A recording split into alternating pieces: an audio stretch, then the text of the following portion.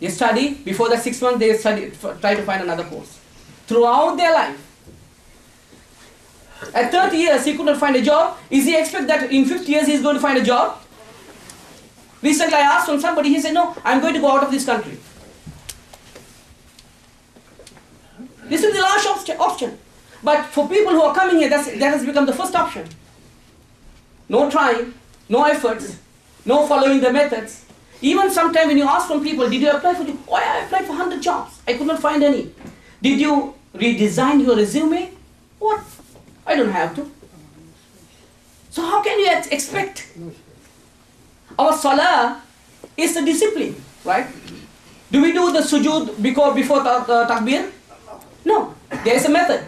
Takbir and ruku and sujood. And we are so conscious, so disciplined in our prayers. Why can't we show that in outside? Why can't we see that the pattern, the approach, how to take? That is Islam, my dear brothers in Islam.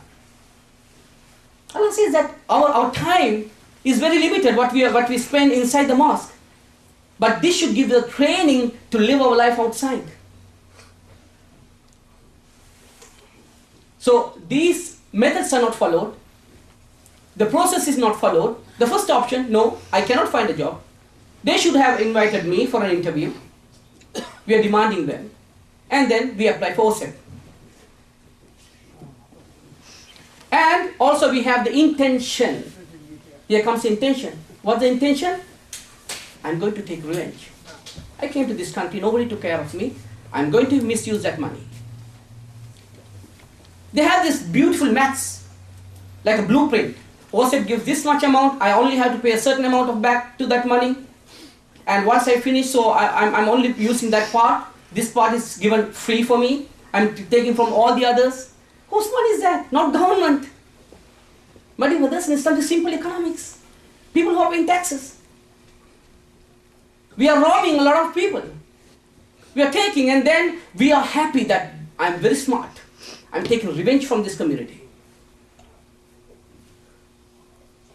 Unfortunately, my dear brothers in Islam, we have to understand, when Islam prohibits something, when Islam says that don't do that, if it's the last option, just like eating pork, a barura, a necessity, when you're going to die, there's no other things available, then you can eat pork.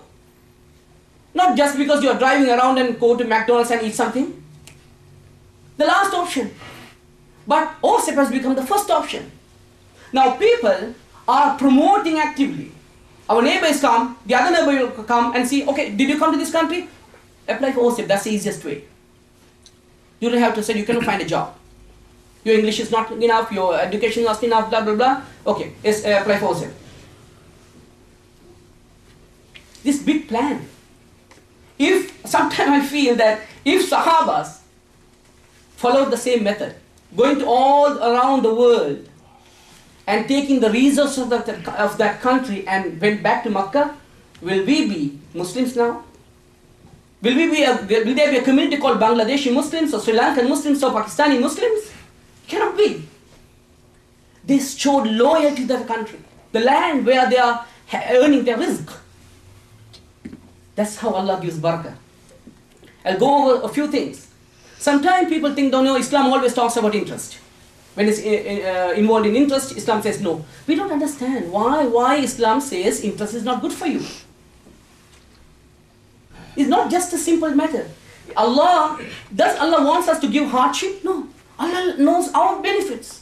He wants us to live a life of freedom, not slavery. If you look at the social implications of getting into such kind of loans, the first thing is that the short-term gain. Just to get your need now, we don't think about the future.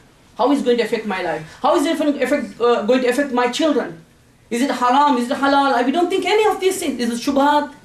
How is it going to my wife? How will she think about me? Short-term gains. Second, deception. We all know, once you get into that, you cannot be so pure, honest in your answers. You have to say some lies to get that money, to get the maximum. Right? We know that. People know that. If I'm very honest with my forms, filling in the forms, I won't get the money. So they have to lie. They have to deceive. At the same time, you are deceiving other people who are really deserving. Some students. I see some students on average graduate degree, graduate holder comes out from the university, he owes to the government through OSAP $25,000. He is working hard to make it happen, to pay it off. But there are people who said, I don't have to pay. After I finish, I will leave this country to find a job somewhere else. Such a blessing. And lowering the standards. In the beginning, any difficult thing, any things which is prohibited is hard to do, my dear brothers in Islam. You know that. But once you have done that, it becomes easy. You have lowered the standards, now you are no longer in that higher level which Allah expects you to be. You will go on and on. For that person, OSAP, a banking loan will be easier. Another loan will be easier. Another loan will be easy. Okay, I have to go on and on. And superficial status. Once they come to this country, there is an expectation from your families back home that you are living a good life. So once you have taken a loan, you have lived a good life, you don't want to go back. The same thing happened with housing loans. Welfare housing. 80%, only 20% of the people who live in welfare housing goes out. All the 80%, even their generations, families, friends, children, everybody is living in the welfare housing. Because you have already enjoyed that luxury. You cannot go out. You don't want to go out. Because you have to maintain that superficial status. Once you have done that, you have to get some more. Oh, I have finished my degree. Now I need more money. Because I cannot live in one bedroom. I have to go out. Take another loan. Go on and on. And the important thing is, what is the legacy we leave for our children? How will they think? Is this my father taking money, resourcing, robbing from somebody and going to another country and taking us all? And the final point is, my dear, what is the guarantee we have that we are going to live even for next year? When we plan for 25 years. Subhanallah. What kind of plan?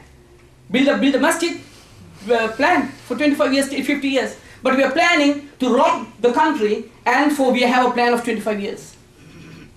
What is the guarantee?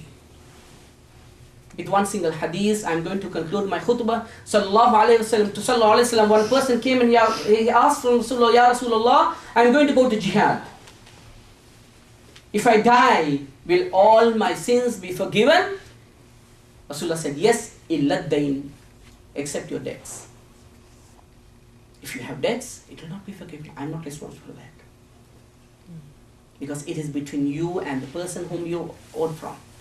Got from. It's between you and the government or whatever it is. A body, there is a body or organization.